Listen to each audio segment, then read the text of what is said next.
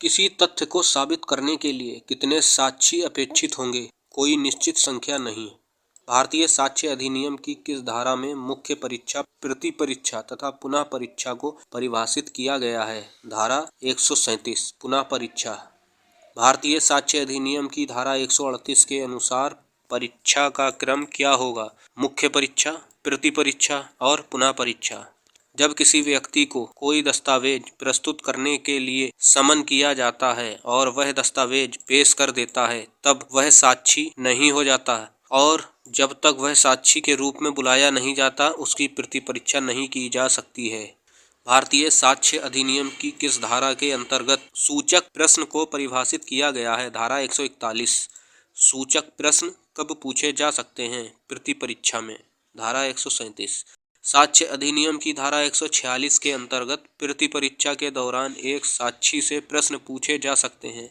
ये सभी: नंबर 1, उसकी सत्यवादिता परखने की है। नंबर 2, यह पता चलाने की है कि वह कौन है और जीवन में उसकी स्थिति क्या है। नंबर 3, उसके चरित्र को दोष लगाकर उसकी विश्वसनीयता को धक्का पहुंचाने की है। भारतीय साक्ष्य अधिनियम 1872 के अंतर्गत साक्ष्य विधि है, प्रक्रिया विधि। साक्ष्य अधिनियम के अधीन चिकित्सकीय साक्ष्य का मूल्य केवल संपोषक है। किसी वाद में एक पक्षकार द्वारा अभिकथित और प्रतिपक्षी द्वारा अस्वीकृत तथ्यों को कहा जाता है विवादक तथ्य। साक्ष्य अधिनियम की धारा 3 में इलेक्ट्रॉनिक अभिलेखों को किस तिथि से शामिल किया गया? 10 अक्टूबर 2000। का पर खा की हत्या का आरोप है, उसके विचारण में निम्नांकित में कौन विवादक तथ्य हो सकते हैं?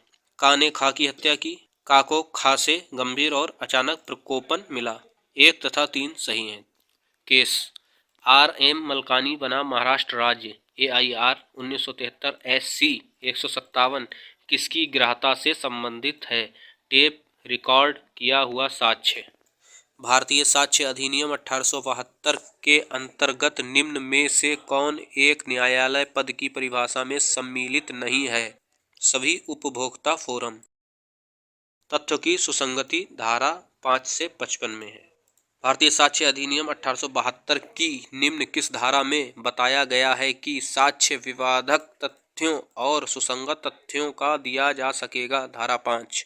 साक्ष्य अधिनियम की कौन सी धारा संबंधित तथ्य और कार्य रेस से संबंधित है? धारा 6।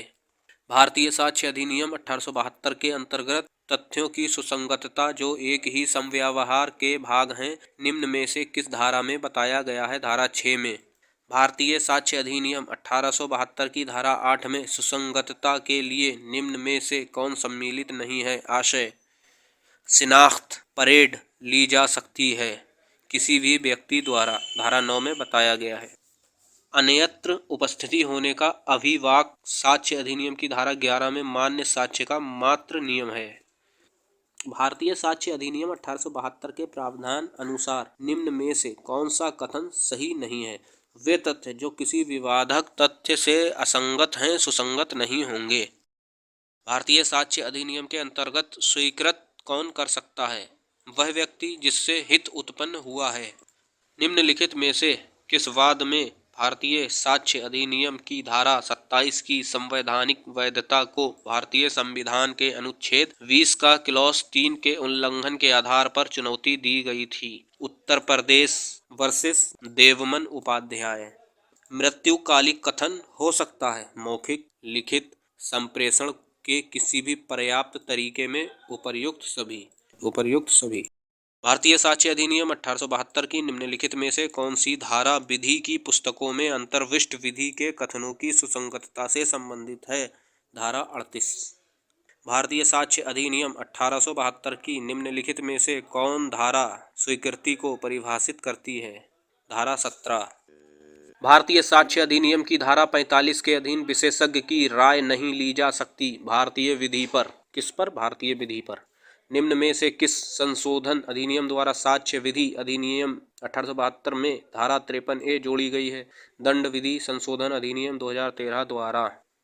भारतीय दंड संहिता की धारा 376 के अपराध में पीड़ित का शील साक्ष्य अधिनियम की किस धारा में संगत नहीं है? धारा 53A में। भारतीय दंड संहिता की धारा 376 के अपराध में पीड़ित का शील साक्ष्य अधिनियम की किस धारा में संगत नहीं है? धारा 53 का। नुकसानी पर प्रभाव डालने वाला शील की भारतीय साक्ष्य अधिनियम 1872 की निम्न किस धारा में विवेचना की गई है? धारा 55 में। सबूत के विषय में धारा 56 से 100 तक दिया गया है। सूची 1 तथा 2 का सम्मिलन करें तथा दिए गए कूट की सहायता से सही उत्तर चुनिए। सूची 1, सूची 2। सूची 1 में दस्तावेज, प्राथमिकता साक्ष्य। सूची 2 में धारा 3, धारा 62। ठीक है, ए का फर्स्ट, बी का सेकंड। यानी धारा 3 दस्तावेज है, धारा 62 प्राथमिक साक्ष्य, धारा 63 द्वितीयक साक्ष्य, धारा 60 मौखिक साक्ष्य। निम्नलिखित में से कौन लोक दस्तावेज नहीं है? शव परीक्षण रिपोर्ट। भारतीय साक्ष्य अधिनियम 1872 की निम्न कौन सी धारा इलेक्ट्रॉनिक करार के बारे में उपधारणा से संबंधित है? धारा 85 का। साक्ष्य का पेश किया जाना और उसका प्रभाव धारा 101 से 167 तक है। भारतीय साक्ष्य अधिनियम की निम्नलिखित किस धारा में जीवन की उपधारणा उपबंधित है? धारा 107 में। भारतीय साक्ष्य अधिनियम की निम्न कौन सी धारा कब्जा पूर्ण स्वामित्व का प्रथम दृष्टया साक्ष्य है के सिद्धांत को प्रभाव में लाती है? धारा 110। साक्ष्य अधिनियम की किस धारा के अधीन अनेक वर्षों का लगातार सहवास विवाह की अवधारणा कर सकता है? धारा 114। मनमोहन सिंह बनाम रजनीकांत AIR 2010 SC 2933 में निर्णीत किया गया है। धारा 114। ये केस है साक्ष्य अधिनियम की किस धारा के अधीन अनेक वर्षों का लगातार सहवास विवाह की अवधारणा कर सकता है? धारा 114।